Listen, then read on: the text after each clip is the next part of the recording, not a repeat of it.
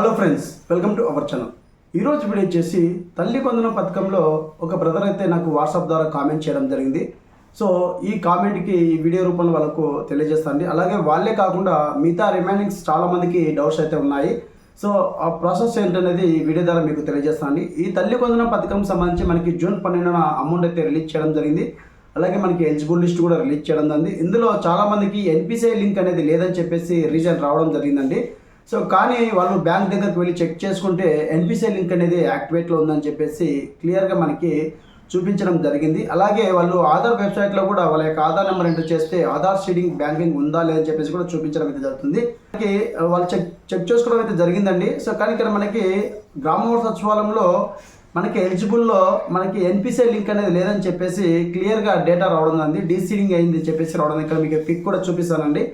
So వాళ్ళు ఇలా వచ్చిన సమస్య ఎవరైతే ఉన్నారో అంటే మీకు బ్యాంక్ అకౌంట్ అనేది యాక్టివేట్లో ఉంది, బట్ గ్రామ సచివాలయంలో అమౌంట్ రిలీజ్ చేసినప్పుడు కూటమి ప్రభుత్వం మీకు రీజన్ అనేది ఎన్పిసిఐ లింక్ అనేది ఇన్యాక్టివేట్లో ఉంది అని చెప్పి వచ్చిన వాళ్ళు ఎవరైతే ఉన్నారో వాళ్ళు వెంటనే గ్రామ సచివాలయంలో గ్రివెన్స్ అనేది అప్లై చేసుకోవాలండి.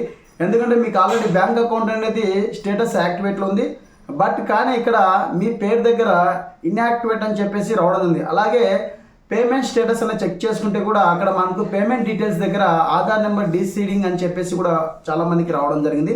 సో అలాంటి వాళ్ళందరూ దయచేసి గ్రామ సచివాలయంలో ఉన్నటువంటి డిస్ట్రిక్ట్ వారి యొక్క ఎన్పిఎం పోర్టల్లో మీరు గ్రివెన్స్ అని రైట్ చేసుకోవాలి. దానికి సంబంధించి ఒక ఆప్షన్ కూడా ఇవ్వడం జరిగింది. సో ఎలా గ్రివెన్స్ చేసుకోవాలి, ఏ విధంగా అప్లై చేసుకోవాలని చెప్పేసి వీడియో అనేది మీ ముందుకు తీసుకొస్తానండి. ఫ్రెండ్స్, మనకి జూన్ 12 నుంచి 20 తేదీ వరకు మాత్రమే గ్రివెన్స్లో అప్లై చేసుకోవడానికి అవకాశం అయితే ఉంది. అంటే అర్హత ఉండి కూడా అనర్హత లిస్ట్లో వచ్చిన వాళ్ళు మనం గ్రివెన్స్లో పెట్టుకోవడానికి ఆప్షన్ అనేది ఇవ్వడం జరిగింది. ఇప్పుడు మనకి ఆప్షన్ అనేది ఓపెన్లో ఉందా లేదా అని చెప్పి ఈ వీడియో ద్వారా మీకు లైవ్ డెమోతో మీకు చూపించడానికి మీ ముందుకైతే వస్తున్నాను. ఫ్రెండ్స్, వీడియో నచ్చితే ఖచ్చితంగా లైక్ చేయండి, అలాగే సపోర్ట్ చేయండి.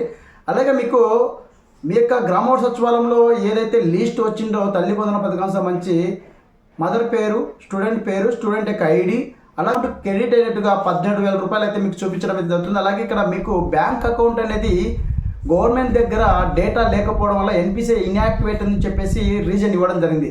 సో కానీ మీరు బ్యాంక్ దగ్గరికి వెళ్తే ఆటోమేటిక్గా మీ బ్యాంక్ అనేది యాక్టివేట్లో ఉంది. సో వాళ్ళకి డేటా అనేది కన్ఫర్మ్ కాలేదు. సో మీకు యాక్టివేట్ ఉందా లేదని చెప్పేసి ఆ డేటా అనేది వాళ్ళు కన్ఫర్మ్ చేసుకోలేదు. సో అందువల్ల మీకు అమౌంట్ అనేది మీ యొక్క పేరు మీద క్రియేట్ అవ్వడం జరిగింది. బట్ మీ యొక్క అమౌంట్ అనేది బ్యాంకుకు ట్రాన్స్ఫర్ కావడానికి మీ యొక్క బ్యాంక్ అకౌంట్కి ఎన్పిసిఐ లింక్ అనేది గ్రామ సచివాలయంలో ఇన్యాక్టివేట్ అని చెప్పేసి వచ్చింది కాబట్టి డేటా అనేది కరెక్ట్ డేటా వాళ్ళు తీసుకోలేదు. అందువల్ల మీకు అమౌంట్ అనేది పడలేదు, అలాగే ఇన్యాక్టివేట్ అని చెప్పేసి రావడం ఉంది. ఇలాంటి వాళ్ళందరూ గ్రామ సచివాలయంలో గ్రివెన్స్ లైన్ అప్లై చేసుకుని జూలై 5వ తారీఖున అమౌంట్ అనేది క్రియేట్ చేయడం జరుగుతుంది. సో ఆటోమేటిక్గా మీకు ఒకవేళ ఎన్పిసిఐ ఇన్యాక్టివేట్లో ఉన్న వాళ్ళు ఎవరైతే నిజంగా ఉంటే పోస్టల్ అకౌంట్ దయచేసి ఓపెన్ చేసుకోండి. పోస్ట్ ఆఫీస్లో అకౌంట్ ఓపెన్ చేసుకుంటే 24 అవర్స్ కల్లా మీకు ఎన్పిసిఐ లింక్ అనేది యాక్టివేట్ అవ్వడం జరుగుతుంది. సో దయచేసి ఎవరైతే ఇన్యాక్టివేట్ ఉన్న వాళ్ళు ఉన్నారో వాళ్ళు ఈ అకౌంట్ అయితే ఓపెన్ చేసుకోండి.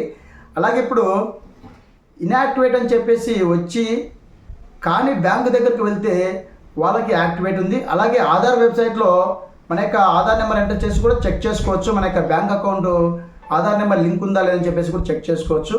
సో యాక్టివేట్ ఉండి కూడా ఇక్కడ మనకి సచివాలయంలో రీజన్ అనేది ఇన్యాక్టివేట్ వచ్చిన వాళ్ళు ఏ విధంగా ప్రాసెస్ చేసుకోవాలనేది ఈ వీడియో మీ ముందుకు తీసుకొస్తున్నానండి. సో ఫస్ట్ ఆఫ్ ఆల్ ఎవరికైతే ఇలా సమస్య వచ్చిన వాళ్ళు ఎవరైతే ఉన్నారో వాళ్ళు వెంటనే గ్రామ సచివాలయంలో మనకి గ్రివెన్స్ అనేది అప్లై చేసుకోవడానికి అవకాశం ఉంది. సో బట్ ఇప్పుడు ఇక్కడ మనకి 20 తేదీ వరకు మాత్రమే ఇవ్వడం జరిగింది. సో ఇప్పుడు మనకు చేసుకోవడానికి అవకాశం ఉందా లేదని చెప్పేసి మీకు చూపిస్తానండి. సో అక్కడ ఉన్నటువంటి సచివాలయ ఎంప్లాయీస్ యొక్క పరిమితితో మీరు ఆ రిక్వెస్ట్ చేసుకోవాల్సి ఉంటుంది. ఇక్కడ మనకైతే 20 తేదీ వరకు మాత్రమే ఇవ్వడం జరిగింది. టైం కూడా అయిపోయింది.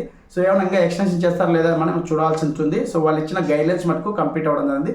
ఈ 21 నుంచి ఏవైతే గ్రివెన్స్లో పెట్టింటామో అవి వెరిఫికేషన్ చేయడం జరుగుతుంది. వెరిఫికేషన్ అయిపోయినాక జూన్ 30 తారీఖున లిస్ట్ రావడం జరుగుతుంది. జూలై 5న వీళ్ళకి గ్రివెన్స్లో పెట్టుకున్నటువంటి అర్హత ఉండి కూడా అనర్హత లిస్ట్లో వచ్చిన వాళ్ళు గ్రివెన్స్లో పెట్టుకుని ఉంటారు కదా, అలాంటి వాళ్ళందరికీ జూలై 5న అమౌంట్ అయితే రిలీజ్ చేయడం. ఇప్పుడు నేను ఎన్బిఎం పోర్టల్ ఓపెన్ చేసి గ్రివెన్స్ అప్లికేషన్ చెప్పేసి ఓపెన్ చేసి ఇక్కడ ప్రజెంట్గా ఒక లబ్ధిదారికి ఆధారం ఎంటర్ చేసి స్కీమ్ టైప్ అనేది సెలెక్ట్ చేస్తున్నానండి.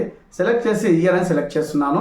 గ్రివెన్స్ అప్లికేషన్ అని చెప్పేసి మనం అప్లై చేసుకోవాల్సి ఉంటుంది. సో గ్రామ సచివాలయంలో గ్రివెన్స్ అని అప్లై చేసుకోవాలి. ఇప్పుడు మనకి ఆప్షన్ ఉందా లేదా మీకు చూపిస్తాను. సో నేను ఎన్బిఎం పోర్టల్ ఓపెన్ చేసి ఇక్కడ ఒక లబ్ధిదారి యొక్క ఆధార్ నెంబర్ ఎంటర్ చేసి ఇక్కడ స్కీమ్ టైప్ అని చెప్పేసి తల్లి కొందరం అయితే సెలెక్ట్ చేసుకోవడం జరిగింది. ఇయర్ అనేది సెలెక్ట్ చేసుకోవడం జరిగింది. సో గెట్ డీటెయిల్స్ ఉన్నాయి క్లిక్ చేస్తున్నానండి. సో క్లిక్ చేసిన వెంటనే ఇక్కడ మనకి డేటా రావడం జరుగుతుంది.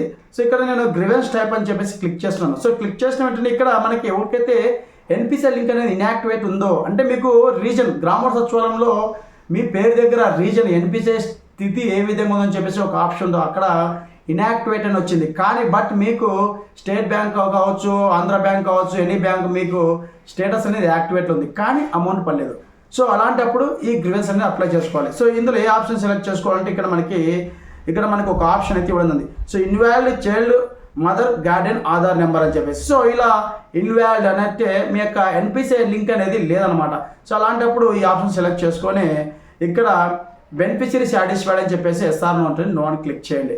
క్లిక్ చేసి బెనిఫిషియరీ యొక్క మొబైల్ నెంబరు, మదర్ యొక్క ఆధార్ నెంబరు, అలాగే చైల్డ్ యొక్క ఆధార్ నెంబరు, చైల్డ్ యొక్క స్కూల్ ఐడి నెంబర్ అనేది ఎంటర్ చేయాలి. అలాగే బెనిఫిషియరీకి ఐడి నెంబర్ ఎంటర్ చేసి ఇక్కడ గ్రీవెన్స్లో మీకు ఎలిజిబుల్ అని చెప్పేసి మీ యొక్క బ్యాంక్ అకౌంట్ అనేది యాక్టివేట్లో ఉంది, కానీ ఇక్కడ రీజన్ వచ్చి ఇన్యాక్టివేట్ అని చెప్పేసి రావడం జరిగిందని చెప్పేసి ఇక్కడ రీజన్ చేసి సబ్మిట్ చేస్తే గ్రీవెన్స్ అనేది మీకు క్రియేట్ అవ్వడం జరుగుతుంది.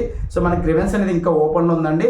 సో మీరు రేపు ఉదయం 10 గంటలకు వెళ్ళి సచివాలయంలో కూడా మీరు చేసుకోవచ్చు, ఎటువంటి ప్రాబ్లం లేదు. సో ఇక్కడ రెడ్ మార్క్లో ఉన్నట్టు మాత్రం ఇక్కడ మెన్షన్ చేయాల్సి ఉంటుంది. ఒకవేళ మీ దగ్గర క్యాస్ట్ సర్టిఫికేట్ ఉంటే కన్నా క్యాస్ట్ సర్టిఫికేట్ తీసుకుని వెళ్ళండి. సో ఈ విధంగా అయితే మనకి ఎవరికైతే ఎన్పిసిఐ లింక్ అనేది ఇన్యాక్టివేట్ ఉందో అలాంటి వాళ్ళు ఈ విధంగా అయితే గ్రీవెన్స్ అనేది చేసుకోవాలండి. ఆల్రెడీ మీకు బ్యాంక్లో యాక్టివేట్ ఉంది, కానీ ఇక్కడ రీజన్ మటుకు ఇన్యాక్టివేట్ అని చెప్పేసి రావడం జరిగినటువంటి ఎవరైతే తల్లులు ఉన్నారో వాళ్ళందరూ ఖచ్చితంగా గ్రీవెన్స్ అనేది అప్లై చేసుకోండి.